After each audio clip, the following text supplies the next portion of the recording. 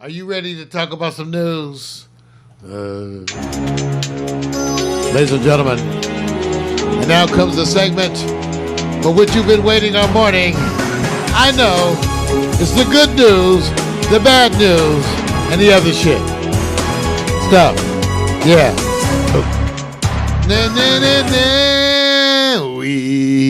Good news, bad news, other stuff. You know, some days it's one or the other. But this day is one of those days where I am so happy because we actually get to start the show off with something very positive.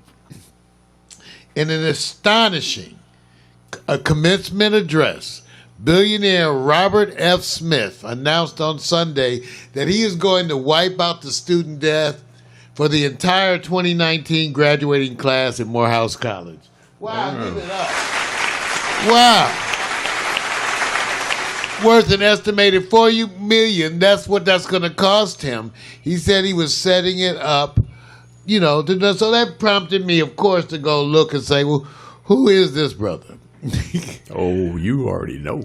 Vista Equity is his private equity firm launched by black billionaire and engineer Robert F. Smith.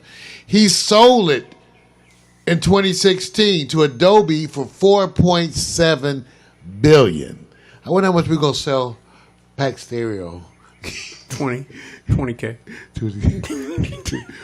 He sold it $4.7 billion. You know, man, can you believe that? So he's got some ducats. And so, man, isn't that something? Learn about him. Here it is at the commencement address. I'm just amazed. We just got to give it up. See? Oh, yeah, man. Man. Wonderful, man. It's always good to see that establishment there. I mean, you know, it's a challenge, too, man, because maybe it's going to challenge some other philanthropy. Not that there's not any out there, but I believe the more you step up and not hide behind it, the better the examples are. Because a lot of times philanthropy is that they don't want to look like I'm trying to get advertising. Let me tell you the world that I come from. Advertise because it empowers. Forget about whether, well, he's just trying to get more attention. I saw this, and I read a lot of the stuff that was going on. There was two sides to it. Uh-huh. A lot of people were going, oh, he's just trying to get more attention. I said, he's a billionaire. He got a lot of ass attention already. Yeah, you're just late to the game. Don't need attention. You're late to the game. Not that much money. Right. So yeah, to me, we always look for precedents and examples. And the more of this that we see, you know, the humbling of it is that, please, make enough money and you can empower a lot of people. You don't worry about the ones that's hating. You just let them go. You know, they got to go. Sometimes they got to go unlock the med cabinet and take the dailies. But this is a wonderful example, man. It was a wonderful. I would love to be able to do something like that. Well, we try. We got our interns and we pay them. You know, we do pay them because they're students.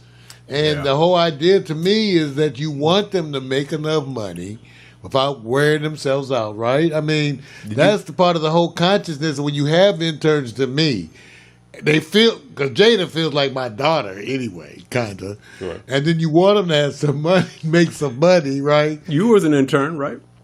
I was. You make any money? No. And I worked for my daddy, I got paid. I had to deal with my father. Wait. This is what you were supposed to do, Mario. You're supposed to go like this. Money.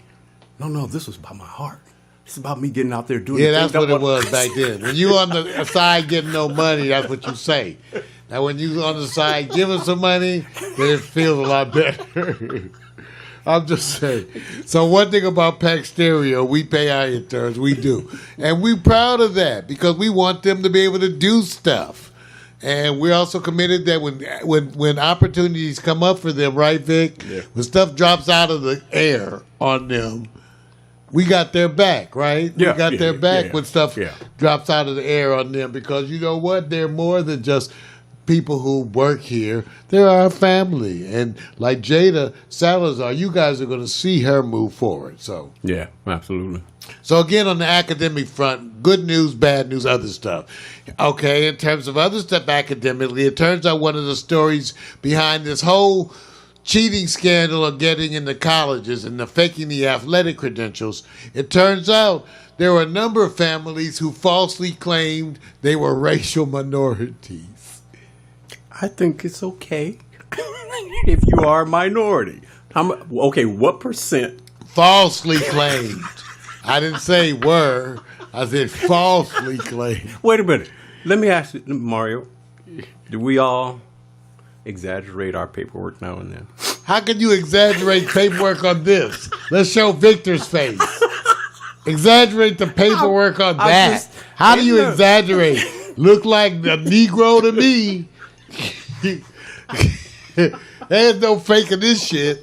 You know, it's real straightforward. He black. Wait a minute. I don't know. We come from a different time, right, Mac? Right. And then there was no faking racial, you know, like they know you. They put like this. One thing they told you: we may not know what you are, but you ain't white. Okay. But you ain't white. All right. Okay? I have my laugh. All right. I'm just saying. That's the way it was when we came up. So. No. Okay. Keeping it real now. Keeping it real. I had my fun. All right. As it turns out, the College Board recently decided to assign an adversity score to every student who takes the SAT. The idea is to try to capture social and economic backgrounds and to somehow add this into the raging debate over race and class in college admission. So, in an effort to be, across the board, what they say, well, let's try to evaluate the social situations across the board and see, so basically poor folks everywhere will get a break. I said the same thing as it relates to actually helping places in the United States. My suggestion was to avoid all the race controversy, pick the 20 worst places in the U.S., and every year they don't pay taxes. Every year, those 20 worst places, you give special funding for retraining for schools. If you do that, you don't have to include race, right? If you just take the 20 worst places in the U.S. Okay, so I think assigning an adversity score is a good idea. On the other hand, one of the things I like about it, again, it goes across the board. If you're a white person who comes from a place where you're disadvantaged, you're a white person from the farmland, poor family, well, you should get special consideration for that. Absolutely. And just like the brother from the ghetto trying to make it with them horrible schools they trying to put us through at times, or the situations, not all are horrible, but I'm just saying there's hurdles in these places. Yeah, so true. So I look forward to this, and that's one of the things coming up is the college adversity scores. Now, one of the things I do is I look to see what's going on in the news, and just to see, okay, so, all right, because some of them are funny, okay, like for one, on Trump.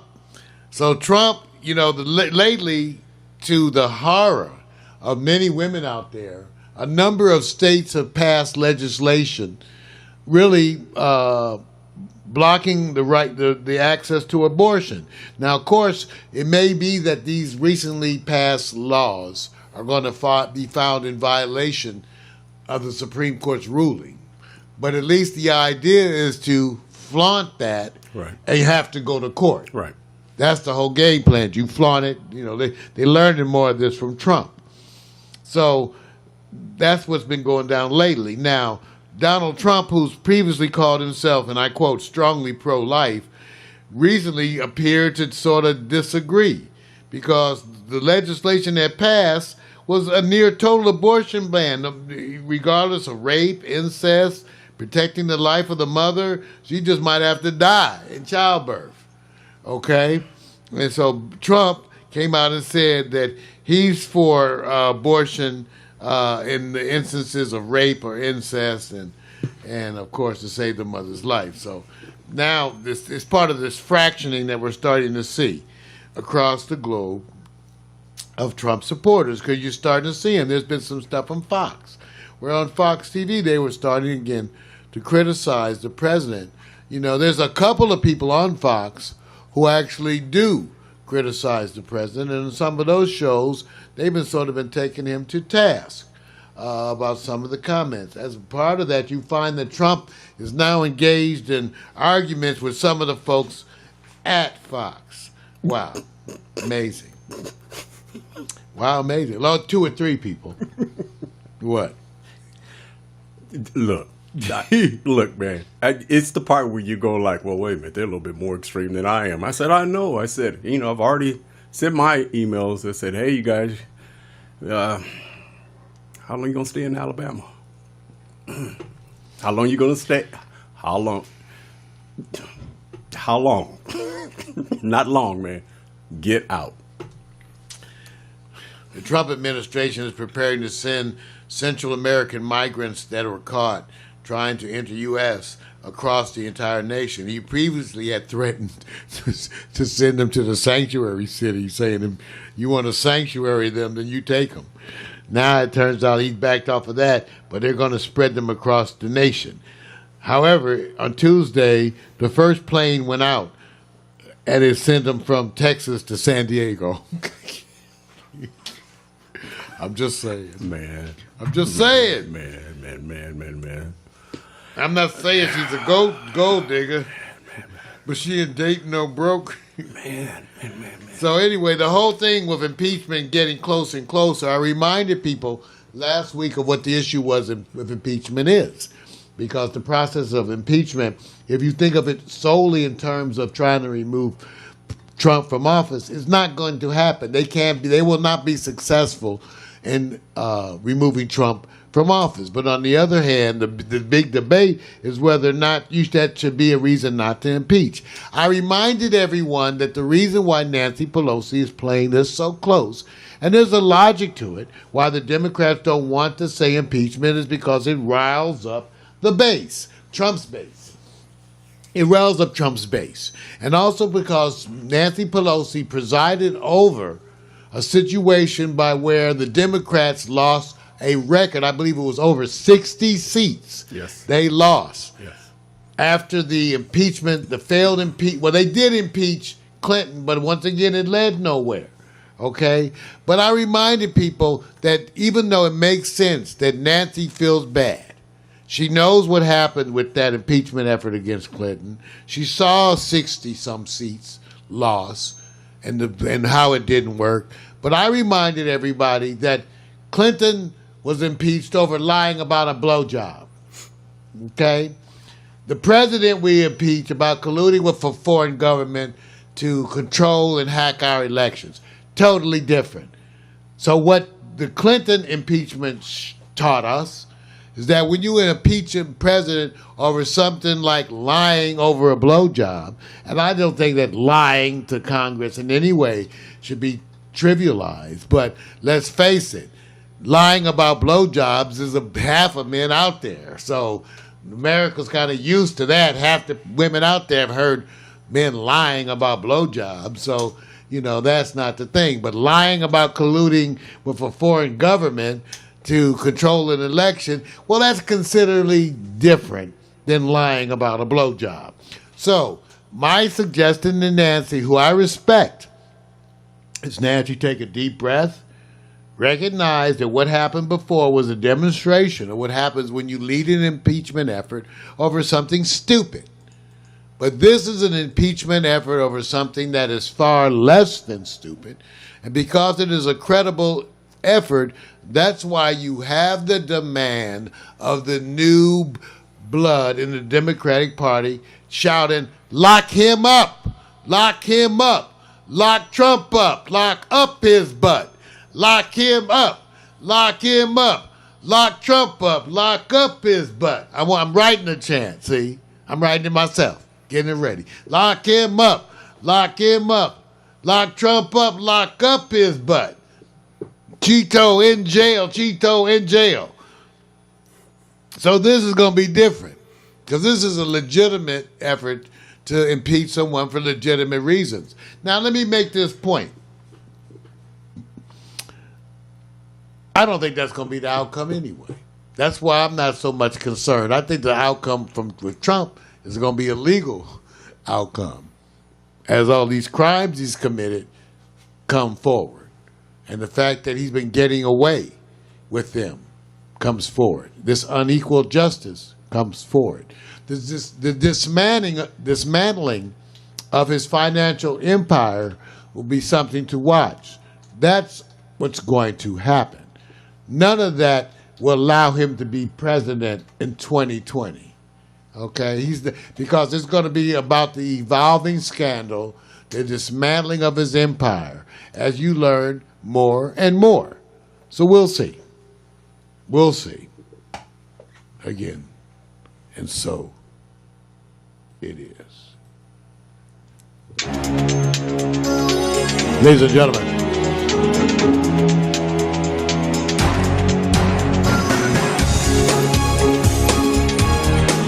good news.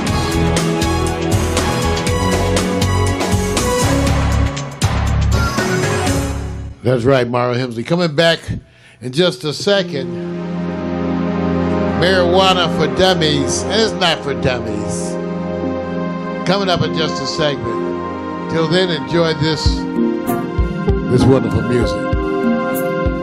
Be right back. When I